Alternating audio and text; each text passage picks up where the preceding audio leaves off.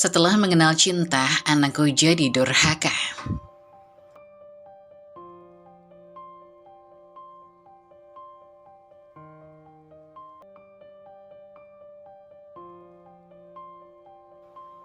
Di sebuah kota kecil yang sunyi, di antara deretan rumah sederhana dengan pepohonan yang rindang, hiduplah seorang perempuan bernama Lasmi. Wajahnya teduh namun syarat akan beban hidup. Seorang janda yang gigih dan tak pernah menyerah. Lasmi menjalani hari-harinya dengan penuh kerja keras. Sejak kepergian suaminya bertahun-tahun silam, Lasmi telah menjadi satu-satunya pelindung bagi anak sematawayangnya, Sinta. Di dalam hatinya, tekad itu terpatrik kuat. Ia tak akan membiarkan Sinta merasakan kekurangan. Tak peduli seperti apapun hidup yang harus ia jalani. Setiap pagi, Lasmi bangun sebelum matahari menyingsing. Sujud di hadapan Tuhan, memohon kekuatan untuk menjalani hari yang panjang. Tetes keringat dan lelah yang terus menempel di tubuhnya, seolah tak pernah ia hiraukan. Baginya, hanya ada satu hal yang lebih penting, kebahagiaan Sinta. Setiap keinginan Sinta, sekecil apapun itu, selalu Lasmi upayakan. Entah itu hanya sebuah permintaan sederhana seperti jajanan di sekolah, ataupun hal yang lebih besar. Lasmi selalu berusaha memenuhinya. Meskipun hatinya tahu, penghasilannya sebagai seorang buruh kasar seringkali tak sebanding dengan kebutuhan yang makin menumpuk. Dalam keheningan rumah yang mungil, Lasmi seringkali merenung sendirian di malam hari, memandang Sinta yang tertidur lelap di kamar sebelah. Ia menyadari mungkin terlalu besar kasih sayangnya, sehingga tanpa sadar ia memanjakan Sinta. Lasmi tahu seharusnya ada batas, tetapi bagaimana mungkin ia membatasi cinta untuk anak satu-satunya. Sebagai seorang single parent, Lasmi menjalani hidup ini sendirian, tanpa pendamping yang bisa berbagi kesedihan atau kekhawatiran. Suaminya yang pernah menjadi pilar di kehidupannya, kini hanya menjadi kenangan yang tersimpan dalam hati. Rindu pada sang suami seringkali datang tanpa diundang, terutama ketika malam-malam terasa begitu panjang dan sepi. Setiap langkah Lasmi di dunia ini adalah demi Sinta. Bagaimana tidak, Sinta adalah sisa terakhir dari semua yang pernah ia miliki. Sumber kekuatan sekaligus pengingat bahwa hidup ini masih berarti. Tetapi Lasmi tahu, jalan yang ia pilih untuk memanjakan Sinta, meski penuh cinta, bisa menjadi bumerang di kemudian hari. Di setiap sudut kota yang Lasmi lewati ketika pergi bekerja, ia seringkali bertemu dengan ibu-ibu lain yang berbicara tentang disiplin. Tentang membesarkan anak-anak dengan batasan-batasan yang tegas. Namun, di hati Lasmi, rasa cinta itu begitu besar, hingga ia tak sanggup menahan diri untuk tidak memberikan apa yang Sinta inginkan. Sore itu, ketika matahari mulai tenggelam di balik bukit, Lasmi duduk di tepi ranjang Sinta yang sedang sibuk dengan ponselnya. Matanya menatap lekat ke wajah putrinya yang masih polos meski kini sudah mulai beranjak remaja. "Sinta, ibu selalu ingin kamu bahagia," ucapnya lirih. Sinta menoleh sekilas lalu kembali menatap layar ponselnya. Tak begitu memperhatikan, namun Lasmi tetap tersenyum, meski dalam hatinya ada secercah kekhawatiran yang tak mampu ia utarakan. Hari demi hari berlalu, kehidupan Lasmi terus berputar di antara kerja keras dan cinta yang tak bertepi untuk Sinta. Meski seringkali tubuhnya merasa lelah dan pikirannya dipenuhi beban, Lasmi tak pernah mengeluh. Hanya satu hal yang selalu ia doakan dalam sujudnya, bahwa Sinta, anak kesayangannya, bisa tumbuh bahagia dan sejahtera, meski tanpa kehadiran seorang ayah. Di tengah kesunyian malam, hanya suara nafasnya yang terdengar di ruangan mungil itu. Lasmi tahu, di dalam perjalanan panjang hidupnya ini, cinta seorang ibu adalah kekuatan paling besar yang ia miliki. Cinta yang, meski kadang membutakan, ia yakini mampu mengatasi segala rintangan. Namun di balik semua itu, Lasmi juga diam-diam bertanya pada dirinya sendiri, apakah semua yang ia berikan pada Sinta cukup, atau mungkin terlalu berlebihan? Sinta duduk di ruang tamu rumahnya yang sederhana. Wajahnya terlihat masam. Ia baru saja pulang dari sekolah dengan wajah yang dipenuhi kemarahan. Lasmi yang sedang menyiapkan makan malam di dapur. Ia tak menyadari apa yang terjadi sampai Sinta menghantarkan tasnya ke lantai, memecah keheningan rumah. "Ibu!" teriak Sinta dari ruang tamu. Lasmi buru-buru keluar dari dapur, mengelap tangannya dengan celemek. "Ada apa, Nak?" "Aku capek diajak teman-teman di sekolah." Sinta membalas dengan suara lantang, matanya berkilat marah. "Ejek apa? Ada yang mengganggu kamu?" tanya Lasmi, suaranya penuh perhatian. "Mereka semua sudah punya iPhone, semua. Cuma aku yang masih pakai ponsel jadul ini." Sinta mengangkat ponsel lamanya dengan tatapan jengkel. "Mereka bilang aku miskin. Aku malu." Lasmi menghela nafas panjang, mencoba menenangkan diri. Sinta, kamu tahu kan ibu kerja keras buat kita. Ibu belum punya uang buat beli iPhone, tapi nanti kalau sudah ada rezeki, ibu pasti belikan. Namun penjelasan Lasmi justru memperburuk suasana. Sinta mengerutkan kening dan semakin membentak. Nanti kapan? Aku sudah capek nunggu, Bu. Teman-temanku udah punya sejak lama. Aku malu tiap hari diajak terus. Sinta, tolong bersabar. Ibu berusaha. Tapi ini tidak mudah. Harga iPhone itu mahal, nak. Ibu harus. Aku nggak mau dengar. Aku nggak peduli bekerja siang malam. Aku cuma mau iPhone. Sinta memotong perkataan ibunya dengan suara yang melengking. Lasmi tertegun. Kata-kata Sinta ini begitu menyakitkan, tapi ia mencoba tetap tenang. Sinta paham gak kalau ibu sedang berusaha? Ibu sudah makan seadanya, hanya nasi dan kerupuk biar bisa nyimpen uang buat kamu. Ibu, Sinta tak memberi kesempatan ibunya untuk menyelesaikan kalimat. Ia menghempaskan tubuhnya ke sofa dengan kasar. Lalu menendang meja kecil di depannya hingga gelas air tumpah ke lantai. Pokoknya aku mau iPhone sekarang. Kalau enggak, aku enggak mau ke sekolah lagi. Sinta mengancam, suaranya penuh amarah. Ibu enggak sayang sama aku ya? Ibu cuma ngomong doang, tapi enggak pernah ngelakuin apa-apa. Lasmi terpukul mendengar tuduhan itu, tapi ia tetap berusaha sabar. Ibu sayang kamu, Sinta, sayang sekali. Tapi ibu harus mengatur uang kita untuk makan, untuk kebutuhan lain. Ibu nggak bisa langsung beli barang mahal begitu saja. Sinta berdiri dengan wajah penuh kemarahan, tatapan matanya tajam, seolah menusuk hati Lasmi. Kalau ibu sayang, ibu pasti udah kasih aku iPhone dari dulu. Teman-temanku nggak ada yang kekurangan kayak aku. Aku benci hidup kayak gini. Kalimat terakhir itu membuat hati Lasmi runtuh. Ia berdiri di tempatnya, menahan air mata yang hampir jatuh. Tak ada yang lebih menyakitkan bagi seorang ibu daripada mendengar anaknya berkata bahwa mereka membenci hidup yang telah diusahakannya dengan segenap jiwa dan raga. Tapi Lasmi tidak menunjukkan kelemahannya di hadapan Sinta. Ia tahu, meledakkan emosi bukanlah solusi. Ibu akan usahakan, Sinta. Ibu janji ya. Tapi tolong kamu bersabar, biar ibu bisa menabung dulu. Sinta hanya mendengus, lalu bergegas masuk ke kamar, membanting pintu dengan keras. Lasmi terduduk di kursi, kedua tangannya gemetar. Ia memandang ke arah pintu kamar Sinta, merasa seakan dunia yang ia bangun dengan susah payah mulai retak. Tapi dalam hati ia bertekad, apapun yang terjadi, ia akan memenuhi keinginan Sinta, meski itu harus dibayar mahal dengan pengorbanan besar. Beberapa bulan kemudian, setelah berminggu-minggu Lasmi menghemat pengeluarannya. Berpuasa siang hari hanya dengan air putih. Akhirnya ia berhasil mengumpulkan uang yang cukup. Dengan penuh kebahagiaan, Lasmi membeli iPhone yang selama ini diinginkan Sinta. Dengan hati yang berdebar, ia pulang ke rumah dan langsung menghampiri kamar Sinta. Berharap ini akan mengakhiri kekesalan putrinya. Sinta, panggil Lasmi dengan senyuman penuh harap sambil membuka pintu kamar. Di tangannya tergenggam kotak iPhone yang dibungkus rapi. Sinta yang sedang asik menonton video di ponselnya menoleh sekilas. Matanya segera terbelalak saat melihat iPhone baru di tangan ibunya. Dengan cepat, ia bangkit dari tempat tidur, merebut kotak itu dari tangan Lasmi tanpa mengatakan sepatah kata pun.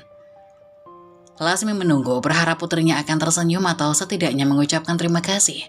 Tapi yang keluar dari mulut Sinta adalah sesuatu yang sangat berbeda. Ibu, kenapa baru sekarang? Aku udah terlalu lama nunggu nih, teman-temanku udah punya dari dulu.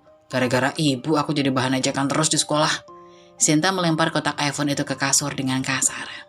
Lasmi tertegun, merasa kekecewaan yang luar biasa menghujam hatinya. Ia mengira pengorbanannya akan membuat Sinta bahagia. Tapi kenyataannya, putrinya malah marah. Air mata mulai menggenang di mata Lasmi. Namun ia segera menghapusnya, mencoba tetap tegar. Ibu sudah berusaha, Sinta. Ibu bekerja keras supaya kamu bisa punya ini. Ucap Lasmi dengan suara bergetar. Sinta melipat tangannya di dada, memalingkan wajah. Sudah terlambat, Bu. Aku nggak butuh lagi. Perasaan Lasmi benar-benar hancur. Ia tak menyangka semua pengorbanan yang ia lakukan selama ini dianggap tak berarti oleh anaknya. Namun meskipun demikian, Lasmi tetap diam, menelan semua kekecewaan dalam hati. Karena meski seberapa dalam sakit yang ia rasa, cintanya pada Sinta masih tetap ada, tak berkurang sedikit pun. Waktu terus bergulir dan akhirnya hari yang ditunggu-tunggu tiba, hari kelulusan Sinta dari SMA. Lasmi berdiri di antara kerumunan orang tua yang menyaksikan anak-anak mereka menerima ijazah. Matanya berbinar dengan bangga, meski Sinta bukanlah siswa berprestasi. Bagi Lasmi, kelulusan anaknya adalah pencapaian yang tak bernilai. Itu adalah hasil dari setiap tetes keringat yang ia keluarkan, setiap pengorbanan yang ia lakukan. Saat nama Sinta dipanggil dan ia berjalan ke depan panggung untuk menerima ijazah, Lasmi tak bisa menahan air matanya. Inilah buah dari perjuanganku, pikirnya dalam hati. Setelah acara selesai, Sinta mendekati ibunya dengan senyum di wajahnya. Ia tampak bahagia. Meski tak sepenuh hati. "Bu, aku lulus," seru Sinta melambaikan ijazahnya di depan Lasmi. Lasmi memeluk Sinta erat, air mata kebanggaan masih mengalir di pipinya. "Ibu bangga sekali sama kamu, Nak. Akhirnya kamu lulus juga. Semua usaha ibu gak sia-sia." Sinta tersenyum tapi matanya sedikit kosong. Setelah itu, kehidupannya terasa hampa. Apa yang harus aku lakukan sekarang, pikirnya. Teman-teman Sinta mulai sibuk mencari pekerjaan atau melanjutkan pendidikan ke perguruan tinggi. Beberapa bahkan pergi keluar kota untuk mengejar mimpi-mimpi mereka. Tapi Sinta, ia tidak punya rencana apapun. Hari-harinya dihabiskan di rumah, berbaring di tempat tidur, menonton video di ponsel, atau sekedar berkumpul dengan teman-temannya tanpa tujuan yang jelas. Lasmi yang selalu memikirkan masa depan anaknya mulai resah. Setelah beberapa minggu melihat Sinta hanya bermalas-malasan, Lasmi memutuskan untuk bicara. Suatu sore, saat Sinta sedang duduk di ruang tamu sambil nonton acara di televisi, Lasmi mendekatinya dengan hati-hati. "Sinta, ibu mau ngomong sedikit boleh?" Sinta mengalihkan pandangan dari televisi, terlihat enggan. "Ngomong apa lagi sih, Bu?" jawabnya dengan nada malas. Lasmi menarik nafas dalam-dalam, berusaha tetap tenang. "Kamu kan sudah lulus sekolah, Nak. Sekarang waktunya kamu cari kerja, biar kamu bisa mandiri. Ibu gak bisa terus-terusan membiayai semuanya." Sinta mengerutkan kening, ekspresi wajahnya langsung berubah kesal. "Cari kerja gimana, Bu? Aku gak punya motor. Gimana mau pergi kerja kalau tiap hari harus jalan kaki?" Lasmi terdiam sejenak. Ia tahu alasan Sinta itu ada benarnya. Tanpa kendaraan memang sulit untuk bergerak bebas dan mencari pekerjaan. Tapi Lasmi juga tahu, bukan motor yang menjadi masalah utama. Sinta tampak malas untuk mencoba. Meski demikian, Lasmi bertekad untuk mengupayakan segala yang terbaik. "Ya sudah, kalau memang kamu butuh motor, biar ibu usahakan," jawab Lasmi akhirnya. "Tapi ibu harap kalau kamu sudah punya motor, kamu serius cari kerja ya, Nak." Sinta hanya mengangguk malas, seolah tidak terlalu peduli dengan janji yang baru saja ia buat. Bulan demi bulan berlalu, dan Lasmi kembali jatuh ke dalam siklus pengorbanan yang tak berkesudahan. Ia bekerja lebih keras dari sebelumnya, menambah jam lembur, mengurangi makan, dan terus menyisihkan uang demi membelikan motor untuk Sinta. Dengan penuh kesabaran, ia mengumpulkan setiap rupiah, berharap motor itu akan menjadi langkah awal bagi Sinta untuk membangun masa depannya. Akhirnya, setelah berminggu-minggu berjuang, Lasmi berhasil membelikan sebuah motor bekas untuk Sinta. Saat ini ia menyerahkan kunci motor itu kepada Sinta, matanya penuh harapan. "Ini, Nak, ibu sudah belikan motor, sekarang kamu bisa mulai kerja." Sinta memandang motor itu dengan mata berbinar, tapi bukannya langsung memikirkan pekerjaan. Pikirannya malah melayang ke tempat lain. "Wah, keren juga nih motornya," gumamnya sambil tersenyum puas. "Sekarang aku bisa lebih sering keluar sama teman-teman." Harapan Lasmi mulai pupus saat ia melihat bagaimana Sinta menggunakan motor itu. Bukannya digunakan untuk cari kerja, Sinta malah justru semakin sering pergi bersama teman-temannya. Tiap hari, ia keluar rumah dari pagi hingga malam. Motor itu menjadi alat untuk bersenang-senang, bukan untuk bekerja. Lasmi hanya menghela nafas, melihat impiannya untuk melihat Sinta bekerja semakin jauh dari kenyataan. Tak lama kemudian Sinta bertemu dengan seorang pemuda bernama Rino. Mereka mulai sering bertemu, dan hubungan mereka berkembang menjadi lebih dari sekedar teman. Lasmi yang awalnya senang melihat Sinta tampak bahagia, perlahan mulai merasa khawatir. Hubungan Sinta dan Rino tampak terlalu cepat dan terlalu intens.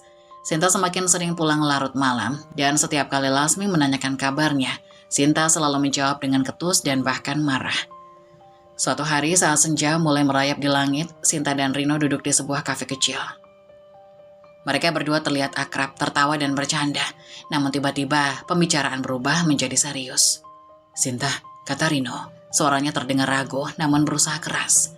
"Aku sudah lama memikirkan ini, aku ingin kita cepat nikah, tapi aku butuh modal usaha dulu, biar kita bisa hidup enak nantinya."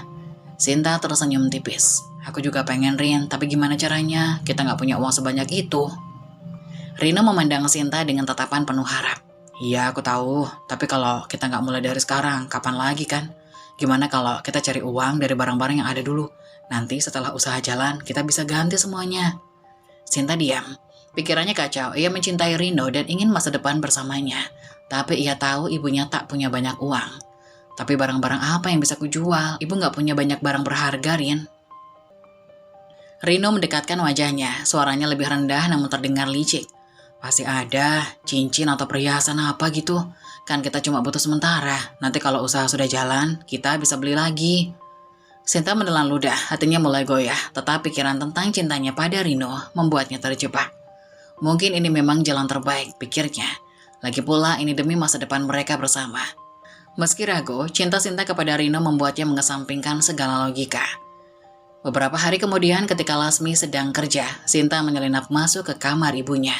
Dengan hati-hati, ia membuka lemari tua yang sering dilihatnya sejak kecil. Tangan Sinta gemetar ketika merogoh bagian terdalam dari lemari itu, mencari sesuatu yang berharga. Tak lama, matanya menangkap kilauan perak dari sebuah kotak kecil yang tersembunyi di balik tumpukan baju usang. Cincin nikah ibu, bisik Sinta. Tatapannya berubah kosong seketika. Cincin itu adalah salah satu kenangan terakhir yang dimiliki Lasmi dari almarhum suaminya. Sinta tahu betapa berharganya cincin tersebut bagi ibunya. Tapi pikirannya sudah diracuni oleh bujuk rayu Rino dan angan-angan hidup bersama. Ia berdiri sejenak menatap cincin itu, merasakan pergulatan batinnya sendiri. Apakah ini benar? Apakah aku tega? Namun rasa takut kehilangan Rino mengalahkan rasa bersalahnya. Ia meyakinkan diri bahwa semua ini akan terbayar nanti. Ia akan mendapatkan hidup yang lebih baik bersama Rino. Dengan keputusan yang akhirnya diambil, Sinta mengambil cincin itu dan membawanya ke sebuah toko emas. Sang pemilik toko memandangnya curiga, tapi Sinta tetap memaksakan senyum. Ini mau dijual, katanya dengan nada setenang mungkin. Meski di dalam hatinya ia bergejolak. Setelah beberapa kali tawar-menawar, akhirnya Sinta berhasil menjual cincin tersebut. Uang tunai yang kini ada di tangannya terasa berat, seolah-olah itu adalah simbol dari pengkhianatan terbesar kepada ibunya.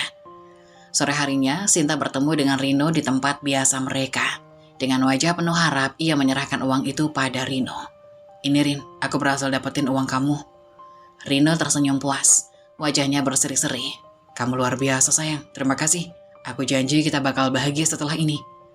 Namun di balik senyum dan kata-kata manis Rino, Sinta tak bisa menghilangkan rasa bersalah yang semakin menghantui dirinya. Saat pulang ke rumah malam itu, Lasmi sudah tertidur lelap di kamarnya, tak menyadari bahwa salah satu kenangan terpenting dalam hidupnya telah hilang. Seminggu setelah Sinta memberikan uang dari hasil menjual cincin ibunya, hubungan antara dia dan Rino makin renggang. Pada suatu sore, di tempat pertemuan mereka biasa, Sinta merasa suasana berbeda. Wajah Rino yang biasanya penuh senyum kali ini tampak tegang dan gelisah. Sinta, aku butuh uang lagi. Ujar Rino tanpa basa-basi membuat Sinta berdegup kencang. Lagi? Uang yang kemarin kemana, Rian? Aku udah ngasih banyak loh, buat modal kan? Sinta terkejut. Rino menunduk, wajahnya tampak kesal. Aku kehabisan, ada yang gak berjalan sesuai rencana. Aku butuh lebih, kali ini 10 juta. Sinta terdiam, tangannya gemetar. Aku gak punya uang sebanyak itu, Rin. Dan aku udah gak punya barang lain yang bisa dijual. Rino mendengus kesal. Kamu gak ngerti ya? Ini buat kita, buat masa depan kita. Kalau kamu gak bisa bantu, kita gak akan kemana-mana. Aku gak tahu harus gimana lagi. Sinta membela diri. Suaranya mulai bergetar. Namun, Rino mendekat. Tatapannya dingin dan tanpa ampun. Kalau kamu gak bisa bantu, mungkin lebih baik kita selesai sampai di sini. Aku gak mau terus-terusan menunggu tanpa kepastian. Mendengar ancaman itu, hati Sinta serasa diiris-iris. Ketakutannya kehilangan Rino semakin nyata. Air matanya mulai menggenang di pelupuk mata, namun ia tak ingin terlihat lemah. Rin, jangan ngomong gitu, aku bakal cari cara, tapi tolong beri aku waktu. Rino mengangguk tanpa banyak bicara, lalu pergi meninggalkan Sinta dengan beban berat di pundaknya. Sesampainya di rumah, Sinta masuk dengan langkah berat. Lasmi sedang menyiapkan makan malam, tak sadar betapa putus asanya anaknya saat itu. Saat Lasmi melihat Sinta, ia tersenyum lembut. Kamu lapar, nak? Ibu udah masak makanan kesukaan kamu. Namun, Sinta tak mempedulikannya. Ia langsung duduk di meja makan, kepalanya tertunduk. Bingung harus bagaimana. Akhirnya dengan suara lemah ia bertanya, Bu, aku butuh uang. Lasmi berhenti sebentar, meletakkan panci dan duduk di sebelah anaknya. Uang buat apa sayang? 10 juta Bu, buat sesuatu yang penting. Lasmi tertegun. 10 juta bukanlah jumlah yang kecil dan ia tahu betul pengeluaran mereka selama ini. Sinta, kita gak punya uang sebanyak itu. Uang ibu pas-pasan buat kebutuhan sehari-hari. Lagi pula, apa yang penting sampai harus minta uang sebanyak itu? Sinta yang tadinya mencoba tenang perlahan berubah. Emosi yang ditahan meledak. Bu, aku butuh uang itu segera. Kenapa sih ibu gak bisa ngerti? Ibu ngerti, tapi kita nggak bisa sembarangan. 10 juta itu banyak, nah. Jawab Lasmi dengan lembut namun tegas. Sinta berdiri, wajahnya memerah karena marah. Kalau ibu nggak mau bantu, lebih baik aku pergi saja. Lasmi masih mencoba menenangkan Sinta. Sinta, tenang dulu. Kita bisa cari solusi lain. Uang sebesar itu susah didapat. Kamu tahu ibu udah kerja keras yang malam. Namun Sinta yang sudah gelap mata tak mendengarnya. Ia langsung meraih kursi dan mengangkatnya tinggi-tinggi. Ibu nggak ngerti, semua ini gara-gara ibu. Dengan penuh amarah, Sinta memukul Lasmi dengan kursi tersebut. Dan Lasmi jatuh ke lantai pingsan. Untuk sesaat Sinta terdiam melihat tubuh ibunya yang tergeletak tak bergerak di lantai. Namun rasa bersalah seolah hilang ditelan rasa putus asa. Alih-alih menelan Lasmi, Sinta mulai mengobrak-abrik rumah, mencari sesuatu yang bisa ia jual. Setelah mencari di seluruh rumah, matanya terpaku pada laci meja di ruang tamu, tempat ibunya menyimpan sertifikat rumah. Tanpa berpikir panjang, Sinta mengambil sertifikat itu. Bergegas keluar rumah. Ini demi aku dan Rino, pikirnya, mencoba menenangkan hatinya yang bergemuruh. Beberapa waktu kemudian, Lasmi tersadar dengan kepala yang masih pusing. Pandangannya buram dan tubuhnya terasa lemah. Saat matanya mulai fokus, ia melihat sekeliling rumah yang berantakan. Barang-barang berserakan di lantai, dan yang paling mengejutkan, sertifikat rumahnya telah hilang. Dengan tubuh yang gemetar, Lasmi terduduk. Air matanya mengalir tanpa henti. Ya Allah, bisiknya pelan. Hatinya terasa hancur, kenangan suaminya yang telah tiada, kepercayaan yang selama ini ia berikan kepada Sinta, semuanya seakan musnah dalam sekejap. Lasmi menangis terseduh-seduh, suaranya lirih, penuh kepedihan. Kenapa Sinta? Kenapa kamu tega? Di antara isak tangisnya, Lasmi hanya bisa memohon kepada Allah. Ia duduk di sudut kamar yang gelap, wajahnya basah oleh air mata. Tubuhnya gemetar, tangan menengadah ke atas, seakan menggantungkan segala harapannya pada Sang Pencipta. Dengan suara lirih namun penuh keputusasaan, ia mulai berdoa. Ya Allah, ya Robku, aku datang kepadamu dalam keadaan yang paling lemah, dalam kesedihan yang tak mampu lagi kutanggung. Ya Allah, Engkau tahu semua yang ada di hati hambamu ini. Engkau tahu setiap tetes air mata yang jatuh. Engkau tahu setiap rasa sakit yang kurasakan. Anakku ya Allah, anak yang kubesarkan dengan seluruh cinta dan pengorbananku. Kenapa dia pergi begitu jauh dari jalanmu? Apa yang salah dengan caraku membesarkannya? Di mana salahnya ya Allah? Ampuni aku jika aku telah gagal sebagai seorang ibu. Isak tangisnya semakin terdengar. Nafasnya tersengal-sengal di antara doa yang tak henti ia panjatkan. Dia memukulku ya Allah, anak yang pernah kubuai, yang pernah kuberikan segala yang kumiliki. Dia memukulku, memalingkan wajahnya dariku. Sertifikat rumah ini satu-satunya harta peninggalan suamiku dia ambil. Apa yang harus kulakukan ya Allah? Aku merasa hancur, aku merasa tidak berdaya. Engkau maha mengetahui, Engkau yang membolak-balikan hati manusia. Tolong lembutkan hatinya ya Allah, kembalikan anakku ke jalan yang benar. Kembalikan ia dalam pelukan ibunya. Aku mohon ya Rob. Bu Lasmi terdiam sejenak, mencoba mengumpulkan kekuatan meski hatinya telah retak. Suaranya makin serak, penuh dengan kepedihan mendalam. Aku tidak butuh apa-apa lagi, ya Allah. Aku tidak butuh kekayaan. Aku tidak butuh apapun selain kebaikan untuk anakku. Bawa dia kembali, ya Allah. Meski harus dengan cara yang paling berat, aku rela. Kalau dia kembali dengan penuh luka, biarkan aku yang menanggung lukanya. Kalau dia kembali dengan tangis, biarkan aku yang menyeka air matanya. Tapi tolong, jangan biarkan dia tersesat lebih jauh lagi, ya Allah. Bu Lasri menangis terseduh, tangannya terkulai lemah, namun bibirnya terus bergerak, memohon dengan segenap hati. Aku mohon ya Rob, jangan biarkan anakku jauh darimu. Berikan dia hidayah.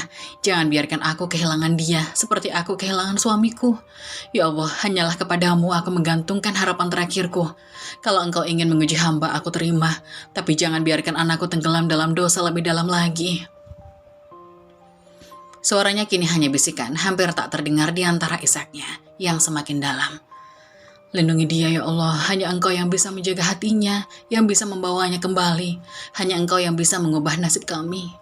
Bu Lasmi jatuh terduduk, kedua tangannya masih menengadah, air matanya tak berhenti mengalir. Hanya doa yang kini menjadi penopang jiwanya, dalam kepasrahan yang penuh ketulusan. Amin, amin ya Rabbal Alamin. Bu Lasmi terus menangis dalam kesunyian malam, menanti keajaiban dari Tuhan yang ia yakini akan datang. Entah kapan, tapi pasti. Seluruh hidupnya kini hanya dalam kuasa Sang Pencipta. Namun, hari demi hari berlalu, Sinta tidak pernah pulang. Rumah Lasmi terasa kosong, sunyi, dan dipenuhi dengan kesedihan yang mendalam. Lasmi hanya bisa berdoa setiap malam, berharap anak yang dulu ia cintai dan besarkan dengan penuh kasih akan kembali. Namun dalam hatinya, ia tahu sesuatu telah berubah. Beberapa minggu kemudian, Lasmi sedang duduk di depan rumahnya yang sederhana, tatapannya kosong menatap jalanan sepi. Bayang-bayang tentang Sinta terus menghantui pikirannya setiap saat. Sudah berminggu-minggu anaknya pergi tanpa kabar, tanpa satupun tanda kehidupan. Rasa cemas yang mendera, rasa takut bahwa sesuatu yang buruk terjadi pada anaknya semakin tak terbendung. Tiba-tiba, telepon rumah berdering. Lasmi tersentak, jantungnya berdegup kencang. Ada firasat buruk yang menyeruak di hatinya. Dengan tangan gemetar, ia mengangkat telepon itu. Bu Lasmi, ini dari rumah sakit. Kami ingin memberitahu bahwa anak Ibu Sinta mengalami kecelakaan. Mohon segera datang ke rumah sakit. Detik itu juga dunia Lasmi runtuh. Tak ada pikiran lain selain berlari secepat mungkin ke rumah sakit. Tanpa persiapan apa-apa, dengan tubuh lemas, ia memaksakan langkah kaki yang terasa berat. Jalan menuju rumah sakit seakan terasa begitu jauh. Nafasnya tersengal-sengal, tapi pikirannya hanya dipenuhi oleh bayangan wajah Sinta yang babak belur, terluka. Tergeletak di tempat tidur rumah sakit. Sesampainya di rumah sakit, Lasmi bergegas menuju ruang rawat yang disebutkan. Ketika ia membuka pintu, pemandangan yang ada di depannya membuat jantungnya seakan berhenti berdetak. Di sana terbaring anak perempuannya yang selama ini hilang. Wajah Sinta dipenuhi luka memar, kepalanya dibalut perban dan tubuhnya penuh lebam. Tubuh Lasmi gemetar melihat putrinya dalam kondisi yang begitu mengenaskan. Sinta anakku, suara Lasmi tersendat-sendat. Ia mendekati tempat tidur Sinta. Tangan Lasmi terulur menyentuh lembut pipi anaknya yang dingin. Air mata tak terbendung lagi. Lasmi menangis terseduh-seduh di samping Sinta. Tangannya memegang erat tangan anaknya yang tak bergerak. Di balik segala luka, Sinta masih anaknya, gadis yang dibesarkan dengan cinta. Yang dicarinya siang dan malam dengan hati yang hancur. Ya Allah, ini anakku yang kau kembalikan kepadaku. Walaupun dalam keadaan seperti ini, aku mohon selamatkan dia. Berikan dia kesempatan untuk kembali padaku. Lasmi berdoa dalam hati, air mata terus mengalir. Waktu terasa berhenti di ruangan itu. Lasmi berlutut di samping tempat tidur, melantunkan doa-doa panjang dengan hati penuh harap. Sinta masih belum sadar, namun Lasmi tak berhenti memohon kepada Allah agar anaknya diberikan kesempatan untuk hidup, untuk kembali bersama. Tak lama, Lasmi mengambil air wudhu dan mendirikan sholat di sudut ruangan, memohon dengan segenap jiwa. Di tengah khusyuknya sholat, sebuah suara lirih memanggilnya. Ibu. Lasmi yang sedang bersujud langsung diam. Suara itu begitu lemah, hampir tak terdengar. Namun sangat familiar. Ia bergegas menyelesaikan sholatnya, membatalkannya karena panggilan dari Sinta lebih penting. Saat menoleh, matanya bertemu dengan tatapan Sinta yang kini terbuka. Ibu. Suara Sinta terdengar lagi, kali ini lebih jelas. Mata Sinta berair, air mata mengalir di kedua pipinya. Lasmi segera mendekat, memeluk putrinya dengan erat, seakan tak ingin melepaskannya lagi. Alhamdulillah anakku sadar, isaknya tak henti. Syukurlah kamu kembali, nak. Kamu kembali. Ibu, maafkan aku. Sinta menangis sejadi-jadinya. Dalam pelukan Lasmi, aku sudah menyakiti ibu. Aku menjual cincin pernikahan ibu. Aku memukul ibu. Aku mengambil sertifikat rumah. Maafkan aku, Bu. Ucapnya penuh penyesalan. Lasmi hanya memeluk Sinta lebih erat, membiarkan air matanya jatuh bercampur dengan air mata anaknya. Sudah nak, sudah. Ibu sudah memaafkanmu. Kamu anak ibu, apapun yang terjadi ibu akan selalu memaafkanmu. Yang penting kamu sudah kembali. Kamu selamat. Sinta terisak, memegang erat tangan ibunya. Ibu, aku sudah sadar. Aku sudah tersesat terlalu jauh. Aku hampir dijual oleh Rino, Bu. Tapi aku berhasil kabur. Aku bahkan membawa pulang sertifikat rumah kita. Ujarnya sambil menangis. Lasmi tersentak, mata ibu dan anak itu saling bertemu. Seketika Lasmi sadar, meski luka masih menganga, ada secercah harapan. Kamu selamat, nak. Itu yang paling penting sekarang. Allah masih memberikan kita kesempatan kedua. Keduanya menangis dalam pelukan. Rasa sakit dan penyesalan perlahan larut dalam kehangatan kasih sayang yang kembali tumbuh di antara mereka. Malam itu di kamar rumah sakit yang penuh dengan duka dan air mata, terbit kembali harapan baru bagi Lasmi dan Sinta. Malam itu di rumah sakit, suasana yang begitu sunyi tiba-tiba terpecah oleh isak tangis yang menyayat hati Sinta, yang masih terbaring lemah di atas tempat tidur, mencoba mengumpulkan keberanian untuk mengungkapkan kebenaran yang selama ini disimpannya. Sementara Lasmi duduk di sampingnya, memegang tangan putrinya dengan lembut, menunggu penjelasan yang sudah lama dinantikan. Ibu, aku sudah banyak berbuat salah, aku sudah mengecewakan ibu. Sinta mulai berbicara dengan suara gemetar, matanya penuh dengan air mata. Suaranya serak, semakin bergetar saat mencoba melanjutkan. Lasmi menatap wajah putrinya dengan penuh kasih sayang. Meskipun di hatinya tergores luka, namun cintanya pada Sinta tidak pernah berkurang. Apapun yang terjadi nak, katakan saja, ibu selalu ada untukmu, bisik Lasmi. Suaranya lembut namun penuh keteguhan. Sinta terisak lebih keras, menahan rasa bersalah yang begitu berat di dadanya. Rino, dia menjebakku, Bu. Aku kira dia benar-benar mencintaiku, tapi ternyata dia ingin menjualku sebagai pelacur. Kalimat itu keluar darinya susah payah, dan sesaat setelah diucapkan, Sinta merasakan sakit yang luar biasa di hatinya. Lasmi tercengang, hatinya terasa hancur mendengar kenyataan pahit itu. Namun ia mencoba menahan air matanya demi memberikan kekuatan pada Sinta. Ya Allah, Sinta. Lasmi menahan isaknya, tangannya menggenggam erat tangan anaknya. Aku berhasil kabur, Bu. Aku bergabung dengan anak pang di jalanan agar bisa berlindung dari Rino. Mereka menolongku, dan aku berhasil mengambil kembali sertifikat rumah yang aku berikan pada Rino. Sinta menunduk, matanya penuh penyesalan. Tapi di perjalanan pulang, aku tertabrak mobil. Semua terasa gelap setelah itu. Air mata mengalir deras dari wajah Sinta dan ia mulai gemetar. Aku sangat menyesal, Bu. Aku menyesal karena sudah menyakiti ibu. Aku menyesal menjual cincin pernikahan ayah. Aku memukul ibu. Aku bahkan hampir menghancurkan hidup kita. Suara Sinta semakin pecah di tengah tangisannya. Dengan hati yang penuh penyesalan, Sinta mengumpulkan kekuatan untuk bangkit dari tempat tidurnya. Dengan tubuh yang masih lemah, ia bersujud di hadapan ibunya, memohon ampun. Ibu, maafkan aku. Aku mohon maafkan aku. Aku sudah terlalu jauh tersesat. Tolong ampuni aku, Bu. Sinta menangis sejadi-jadinya, tubuhnya bergetar hebat dalam sujudnya. Lasmi yang sejak tadi menahan tangis akhirnya tak kuasa lagi. Air mata yang sudah menggenang di pelupuk matanya pun tumpah, mengalir tanpa henti. Melihat anak yang ia cintai dengan segenap hati bersujud di depannya, Lasmi hanya bisa menangis dalam diam. Namun di dalam hatinya ada rasa syukur yang begitu dalam. Syukur kepada Allah yang telah mengembalikan anaknya, yang telah memberikan kesempatan kedua bagi Sinta.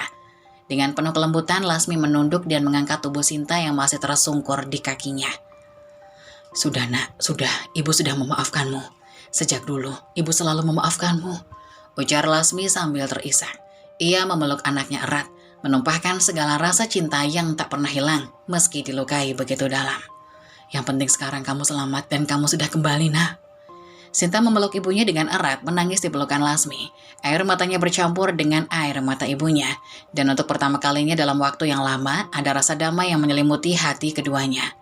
Terima kasih, Ibu. Terima kasih, ucap Sinta dengan suara parau. Waktu berlalu, dan setelah pemulihan yang panjang, Sinta benar-benar menepati janjinya untuk berubah. Ia mulai menata hidupnya kembali, membuka usaha kecil berjualan online untuk membantu perekonomian keluarga. Dengan tekad yang kuat, Sinta berusaha menebus kesalahan masa lalunya. Setiap hari ia bekerja keras dan belajar dari kesalahannya, mencoba menjadi pribadi yang lebih baik. Sementara itu, Lasmi akhirnya bisa kembali tersenyum, melihat perubahan dalam diri anaknya. Hati Lasmi dipenuhi dengan kebahagiaan dan rasa syukur. Cinta dan pengorbanannya selama ini akhirnya tidak sia-sia. Meski perjalanan mereka penuh liku, Lasmi yakin bahwa selama mereka tetap bersama, tidak ada hal yang tidak dapat mereka hadapi. Kini Sinta telah berubah dan hidup mereka perlahan kembali tenang. Dengan senyum manis yang tulus, Lasmi sering memandangi anak-anaknya dari kejauhan saat Sinta sibuk dengan urusan kecilnya. Lasmi terus berdoa, memohon kepada Allah agar Sinta selalu diberikan jalan yang baik dan terang. Sebab kini yang terpenting adalah kebahagiaan mereka berdua, sebagai ibu dan anak yang telah melewati badai dan menemukan kembali satu sama lain.